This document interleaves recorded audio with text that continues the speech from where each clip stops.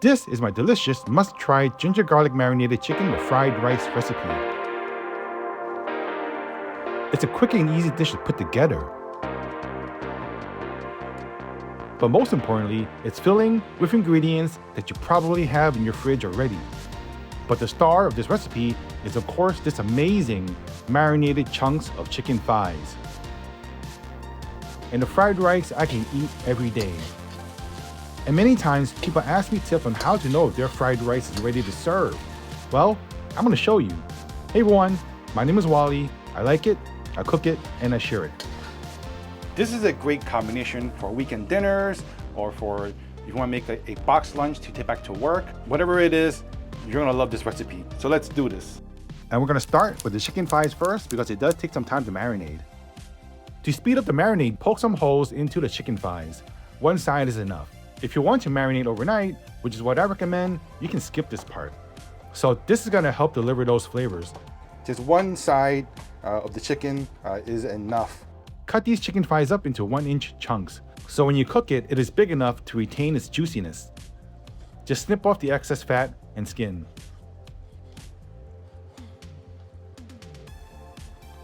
Next up, break out some fresh ginger. Fresh ginger should have a smooth skin on the outside. And if you break one apart, there should be a little bit of moisture on the surface. And garlic. I'm going to use a ratio of 2 parts garlic to 1 part ginger. We only need 2 tablespoons, and I'm going to use a mortar and pestle and pound it into a paste. Add a pinch of salt and whack at it. If you do use a food processor, remember to use a pulse setting. We're looking for a paste, not a watery puree. It should look something like that. As for mortar and pestle, this is how it should look. I highly recommend getting a mortar and pestle. It releases the flavors and oils of aromatics much better than a food processor can. Just add it to the chicken because the seasoning continues with these ingredients. So like I mentioned before, you can marinate this for 30 minutes, but the longer the better. Like making this in the morning before work, and when you're back in the evening, it'll taste much better. I am a bit short on time, so I'm only going to marinate it in the refrigerator for 1 hour.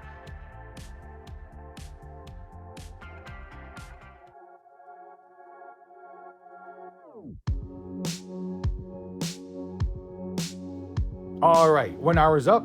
Let's cook. Heat your wok on a medium heat. When it starts to smoke, add a few tablespoons of cooking oil. Add the chicken and spread evenly around the pan.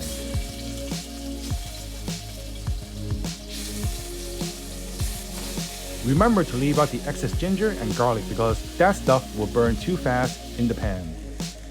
Here is a pro cooking tip.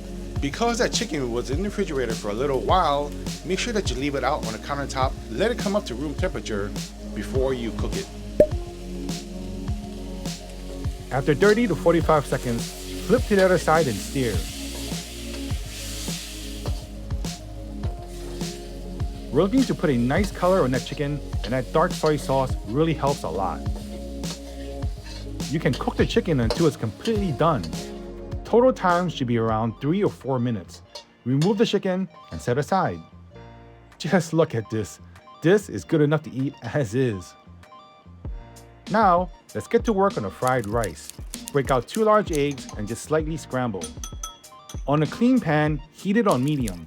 When it smokes, add 2 tablespoons of oil. Add the eggs in and leave it alone for at least 15 to 20 seconds.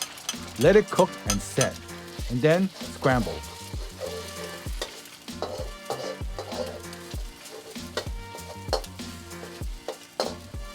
When the eggs are curdled, scoop up and set aside.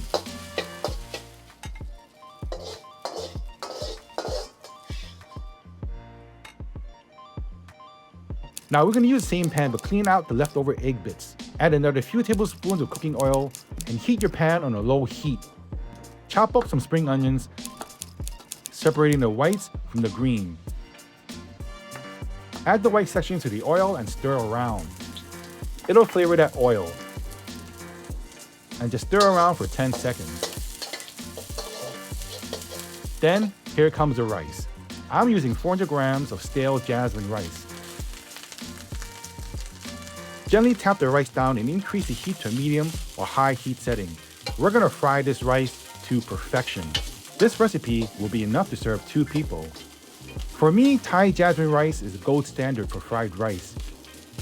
Alright, so I know many of you have seen YouTube videos of chefs and cooks making fried rice in 60 seconds. That's because they're using really high-powered flames inside a commercial kitchen.